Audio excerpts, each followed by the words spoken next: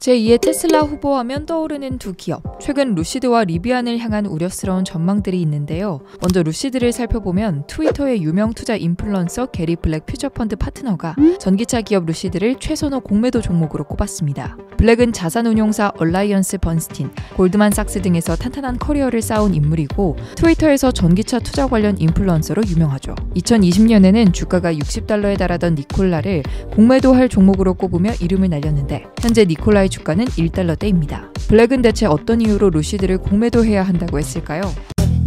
우선 블랙은 최근 인력의 18%를 감축하겠다는 루시드의 발표의 원인이 수요 악화에 있다고 보고 있습니다. 근거도 제시하는데요. 지난 2020년 루시드는 차량을 7,200대 생산한 반면 인도량은 4,400대에 그쳤죠. 생산한 만큼 차량이 잘 팔리지 않고 있다고 본 것입니다. 올해는 더욱이 금리 인상과 경기 둔화로 인해 고가 차량의 판매가 어려울 것으로 보이기 때문에 수요 악화가 더욱 심화될 것이라고 보는 거죠. 또한 블랙은 루시드의 대표 모델인 고급 세단이 전기차의 주요 소비자층의 수요와 맞지 않다고 지적하는데요. 그는 향후 전기차 시장에서 큰 성장 잠재력을 지닌 모델은 SUV와 픽업 트럭과 같은 차종에 있다고 말합니다. 미국은 SUV와 픽업 트럭의 판매량이 세계 최고로 높은 국가인 만큼 내수 시장을 잡으려면 루시드도 이런 차량을 내놓아야 하는데 고급스러운 세단만 내놓고 있는 겁니다. 이미 세단 쪽은 테슬라가 꽉 잡고 있고 루시드가 준비하는 SUV도 내년이나 돼야 볼 수 있는 거죠.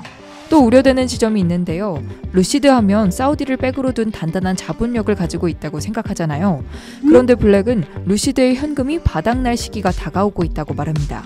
블랙에 따르면 루시드는 사우디 국부펀드의 60% 지분과 22%에 불과한 공매도 잔고에도 불구하고 퓨처펀드의 최선호 공매도 종목으로 남아있다고 밝혔는데요. 2022년 말 기준으로 루시드의 현금성 자산은 $44억 집계됐습니다. 2023년 예상 잉여 현금 흐름은 $35억 적자로 예상되고 있고요. 이는 올해 말이 되면 루시드의 현금성 자산이 $9억 남짓밖에 남지 않게 된다는 의미입니다. 실제로 루시드의 최고 재무 책임자는 루시드가 2024년 1분기까지 사업을 영위할 수 있는 현금을 보유하고 있다고 밝히기도 했죠. 추가 자금 조달이 어렵다면 2024년을 기점으로 존폐의 기로에 서게 될 것이라는 점을 알 수 있습니다.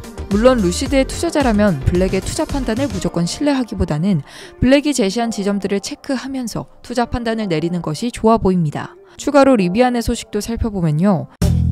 리비안은 전년 대비 감소한 분기 생산과 인도량을 발표했습니다. 이 기업은 3일 올해 1분기 9,395대를 생산하고 7,946대를 인도했다고 밝혔어요. 지난해 4분기 생산과 인도량이 각각 1,020대와 8,054대였다는 점을 감안하면 소폭 줄어든 셈이죠. 수치는 아쉬움을 낳았는데요. CFRA 리서치의 가렌 넬슨 애널리스트는 상당히 실망스러운 수치라며 리비안은 놀라운 속도로 현금을 소진하고 있으며 순이익은커녕 제대로 된 매출 총이익도 창출하지 못하고 있다고 분석했어요. 그러나 리비안은 이 수치가 자사의 예상치에는 부합한다면서 앞서 제시한 올해 연간 생산 목표치를 달성할 것으로 믿는다고 밝혔습니다. 이 기업은 지난해 목표치의 2배 수준인 5만 대를 생산 목표치로 제시한 바 있습니다. 리비안의 클레어 맥도나 CFO는 1분기에는 부품 공급 제약 문제 등으로 인해 생산이 제한됐다며 올해 후반기에 생산량을 끌어올릴 것이라고 설명했습니다. 테슬라가 촉발한 가격 경쟁으로 인해 전기차 기업들은 생산력을 끌어올려야 하지만 동시에 경기 둔화로 인한 수요 감소도 고려해야 하죠.